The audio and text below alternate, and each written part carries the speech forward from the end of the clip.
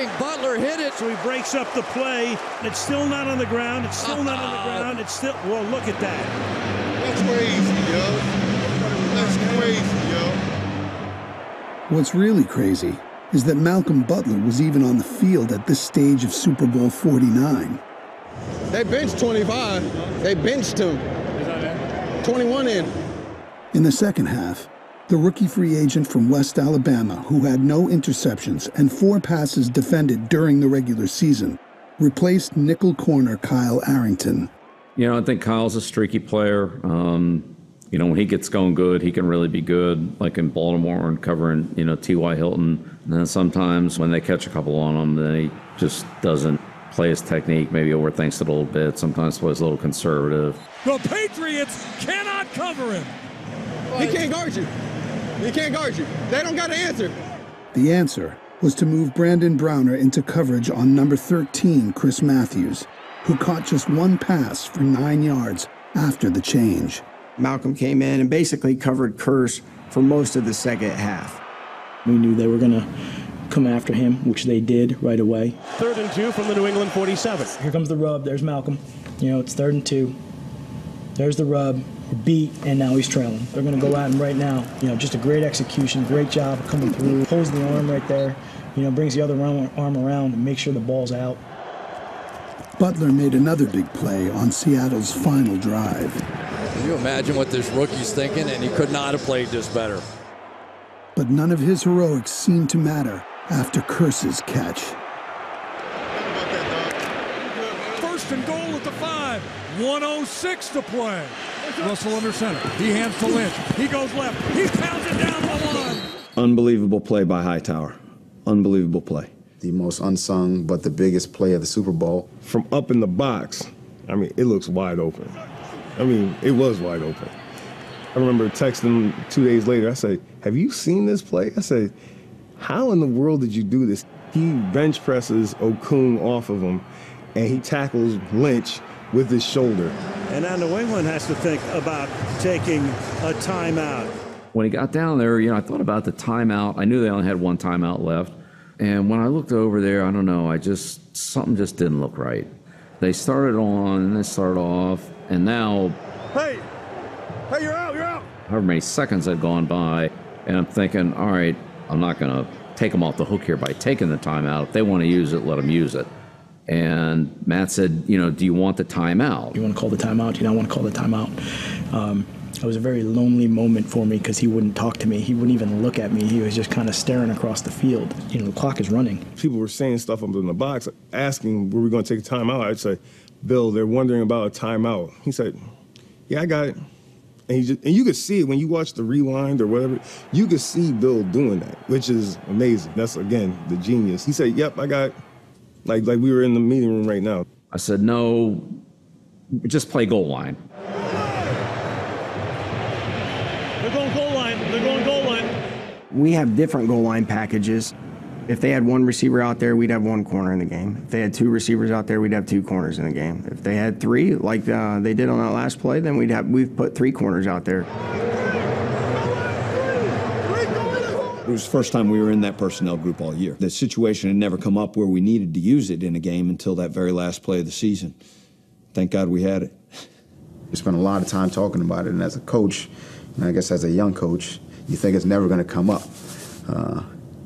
And then here it is, the biggest game of our lives. Thankfully, Bill's a forward thinker, and no stone goes unturned. We were all ready for it. Josh, I remember him chiming in on the headset, Flo, send Malcolm, and Flo turning around and yelling, Malcolm, go. Malcolm, go! Malcolm was in for Kyle during the game, so Malcolm had to go in, you know, for Kyle at that point in the game. Let's go, Locke. Let's go. What's funny is if you look at the play, Browner is having a conversation with Malcolm, and he's telling him exactly what he's going to do. I'm going to jam this guy, and then, you know, we told Malcolm, just go. If you remember, Malcolm's matchup was really Kearse, but Browner had seen enough of those pick routes. He anticipated what was coming as well as Malcolm. So he was like, let me get up here and jam the point, you go. Malcolm had seen that in practice. Butler had seen it in practice. He just didn't stop it. The inside receiver got off the line and up into the end zone. Malcolm didn't really have enough awareness for the play, so he had to go all the way around behind the receiver and the defensive back, and there was just too much space. It was an easy touchdown. So the coaching point was, if they're close enough together, then you've got to be ready to get over the top, and the defender on the inside guy's got to jam him so that he can't pick the corner going over the top. The fact that the Patriots were even practicing against this play was a credit to Ernie Adams. Ernie would diagram plays that either he thought that they might run against us or that he had seen from a previous game. We put all these plays on cards, so our scout team offense, they can just come up, we'll show them this card. You're going to win or lose games at practice. I mean, there is no such thing as being a game day player. You see situations come up on the practice field, you've worked on it, you know what it takes. When it comes up in the game, because you're trained, you're seasoned, you've seen it, you react to make the play.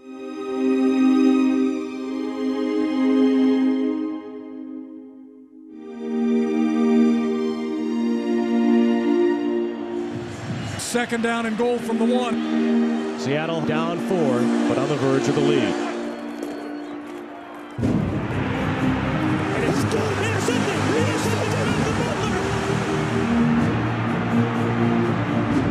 What happened? Overlapped it, undercut the route. He saw the pick play coming. He did his homework, and he fired his shot and made the play of the year. Browner really had a lot to do with that play because he jammed the inside receiver and never got off the line of scrimmage. And Malcolm anticipated the play that he didn't anticipate as well in practice. I wish I could say that everything we did worked out as well as that. Obviously it doesn't, but we do try to make sure we're ready for anything that's going to come up on a Sunday. So much work went into that. I mean, I can't tell you how many guys got that same route. Jamie had it twice in practice. Chung had it about 2 times in practice. Malcolm had it twice. We went through it with everybody. Matt Patricia's in the middle of it, kind of doesn't know what's going on, is somewhere in disbelief to concerned that it isn't real and is screaming, "We're all right? We good? We're good, right? We're good." I'm like, "Yeah, Matt, we're good, man. We're good." He caught it. He caught it. I had to gather myself. I didn't want to have a heart attack out there, but I tell you what, it was awesome. Just flat out awesome. It was a feeling unlike any I've ever had, I can tell you that. You're not going to have that feeling that many times in life in general. And I remember turning around and I saw Tom's face. He looked like a child. Oh my God! We did it, John! We did it! Oh, that's awesome, man! I love it! I know how hard he works and how much time he puts in. To see him respond and react like that was worth it. It was awesome. To see those guys come through and make a play like that in that situation, in as much stress and pressure as you can possibly imagine, I mean, I don't think you really could be any prouder. They were denied perfection 7 years ago. They're going to cap the 2014 season with a perfect ending.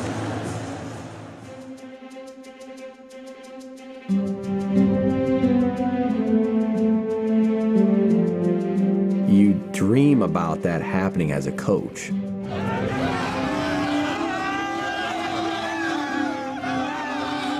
To actually realize it was happening is surreal. This is cool, You're like, I'll remember this forever. I told the defense back in training camp, I described to them what I felt the first time I held the Lombardi Trophy. With the exception of holding my 2 kids the first time they were born, it's probably the most vivid memory I have. And I stood in front of them, talked about the weight of it, it's top heavy. It's heavy now! It's heavy at the top! Hold that trophy! It's gonna be really dirty, there's gonna be fingerprints all over it. You're gonna kiss it anyways because you don't care. Let me kiss it! You're bonded for life with that win. That's a family atmosphere. That's what makes it so special, and that's why you got a bunch of guys running out there telling you they love each other. I love you, man. You did it, bro. I love you. I love you. Bro, yo! I love you too, man. Yeah. It was raw. It was real. Love you guys. I love you too. Love you guys. The champs, baby. And I think it was unique for other people to see it, although it wasn't unique for us to hear it. I love you, buddy. We have gone well past, I'm too proud to tell somebody I love them. Love you, man. It's okay to tell the guy next to you, if you really believe it, that, man, I love you, I'll do anything for you. And that's what they have here. And that's why the New England Patriots win football games. I want to thank the great coaching staff, the players, because we are all Patriots. And tonight, once again, the Patriots are world champions. It's a team that cares about each other. There's a lot of love for each other. We've sacrificed a lot for each other, and happy for all of them. Very happy for all of them. Great job. What a win. Great job. It took every second. You damn right. Way to go. I'm so happy for you. You too. I'm happy for you. I think that shows you how unselfish he is. And again, it's just another great demonstration of how tremendous a leader he actually is. Because in the heat of the moment, there's a lot of people that want to take credit for things. Did you ever think you were going to get your hands on another one of those, Coach?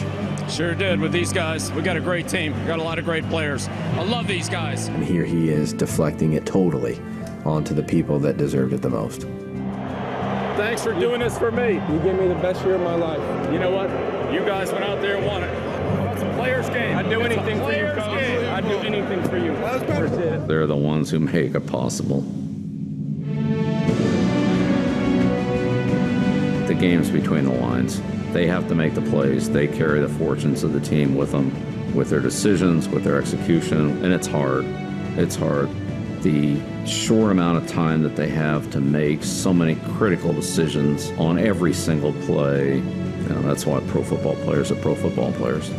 I have all the respect in the world for those guys that can do that.